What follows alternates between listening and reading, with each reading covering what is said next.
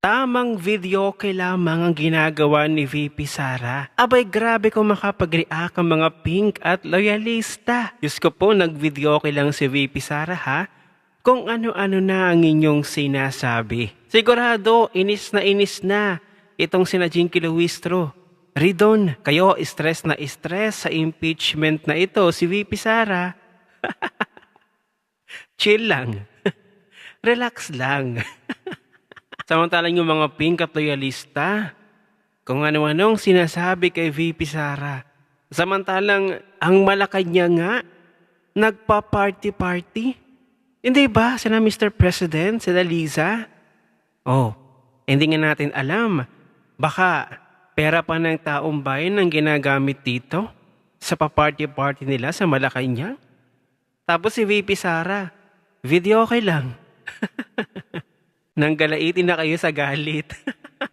Pero heto lang, ang defense team ni Chief Justice Corona nagsalita na. Ayon nga kay Attorney Tranquil Salvador III, kung ang threshold ay para lamang sa majority, abay baka daw madalas tayong magkaroon ng impeachment trial. Kaya nga may nilagay na 2/3 na boto para sa conviction. Ito po ang ating susundin na standard na naaayon po sa ating konstitusyon at base na rin po sa mga framers ng ating 1987 Constitution. At yun po ay legal. Kasi kung di natin susundin ng 2/3 ay sigurado itong impeachment ni VP Sara, masusundan pa ito na masusundan ng iba pang gusto nilang i-impeach. Kasi mabilis na lang makuha ang threshold kung babaguhin at hindi susundin ang 2/3. Heto ang pahayag ni Attorney Tranquil Salvador III.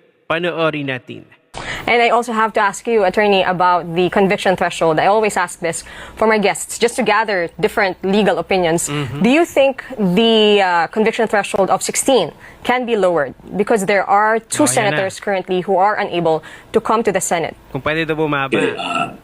Veronica, I've answered that several times and I will answer it again this way.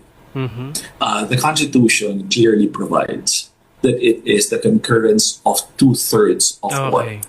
Let's not talk about 16 was not mentioned. How many senators do you have at this point in time? You have 24. So if you follow the provisions of the Constitution, it says the concurrence. It's an affirmative vote. So we have to look at it in terms of all you need is 16 to convict. Now, let's look the flip side. They will say, absent naman yung dalawa, di naman sila pupunta. It's not talking about a vacant seat. You know, the provision of the Constitution was framed in such a way to protect institutional stability and constitutional balance. Because the framers understood. They understood that this is not only a legal, constitutional, but likewise a political process. Ayun, political If the process. threshold was just majority, abay, baka madalas tayo magkaroon ng impeachment. And that Exactly. is the reason why they placed it at 2/3. To have a Exactly. super majority. Why? Because there is, especially for an elected officer, there is a mandate of the people.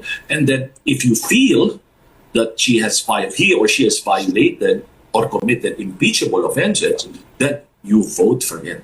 I think that's the essence of due process. Ayun. The essence of due process is not wanting, we have to get rid of the person, we have to do it now. I would want to be very clear. I'm all for accountability. I think a great Diba? number of us would want to see accountability. But again, in all of this, what's happening is are processes that will strengthen our institution, Yes. our democracy. If we just look at an individual at this point in time, I assure you, and I've said this, even after we're long dead, there will be numerous impeachment in Totoo history. yan. And if we fiddle with it, if we make it malleable, if we make it flexible, then can you imagine what legacy these legislators will leave to the Republic? Totoo. Totoo yung sinabi ni Attorney Tranquil. Kapag naumpisahan sa impeachment ngayon ni Vice President Sara na pababain yung threshold ng boto para sa conviction para ma-convict ang isang impeachable person. Abay, ulit at mauulit ito. Magkakaroon nga ng numerous impeachment trial.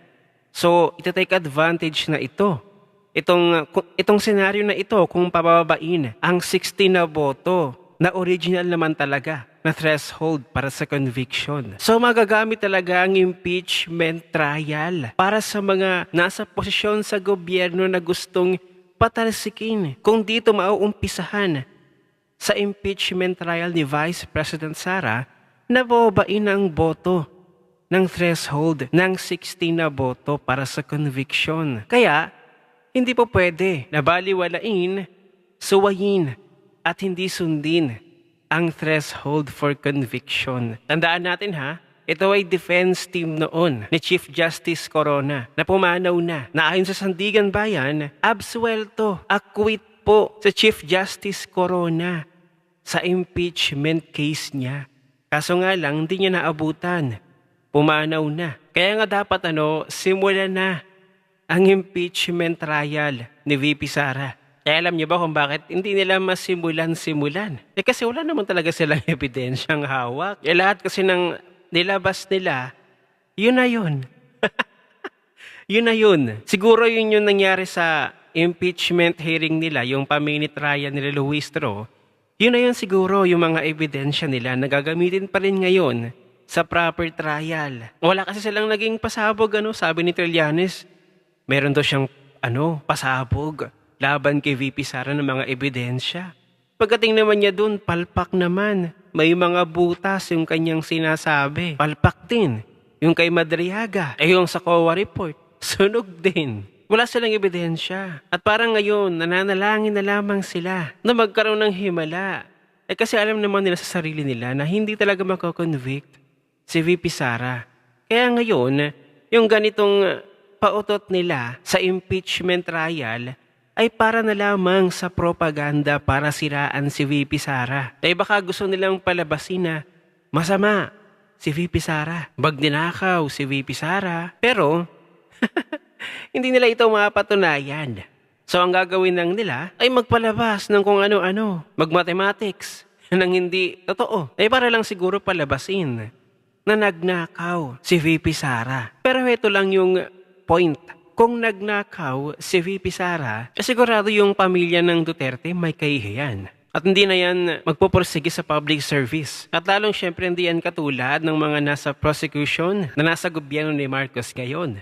Nasa sobrang tagal na nila sa politika. Kahit nga mga bayan nila, yung kanilang nasasakupan, ay hindi nila napaunlad. Kaya nga kinaiingitan si VP Sara. Kasi galing ng Davao si VP Sara. Hinawakan ng mga Duterte ang Davao. And then napaunlad ng Duterte ang Davao. And then yung mga politiko na nag-aakusa kay VP Sara na magnanakaw. Tingnan po ninyo yung mga bayan nang nag-aakusa kay VP Sara. Yung mga bayan na hinawakan nila. Baka nga wala pang 1% ng napaunlad ni VP Sara sa Davao. At yun talaga ang katotohanan. Kaya nga 'di ba nakapagtataka. Nung una, gustong-gusto nila na maumpisahan na yung impeachment trial. Ngayon nandito na, abay nakapagtataka. Nagpa-extend hanggang 62 days ang House Prosecution Team. At ang team ni VP Sara, ang kanyang defense team lawyer, ay 30 days lamang, okay na. Tatapusin na ang impeachment. So sino ngayon ang nagpapatagal ng proseso ng impeachment? Ang defense team ba ni VP Sara? O yung kina Luistro, yung mga buwayang kongresista na ito? Naniniwala ba kayo na mahina talaga ang ebidensya ng House Prosecution Team? Ano ang inyong opinion? I-share mo na ang video na ito. Mag-iwan ng comment at lagyan sa ibaba at magkita-kita ulit tayo sa susunod na video.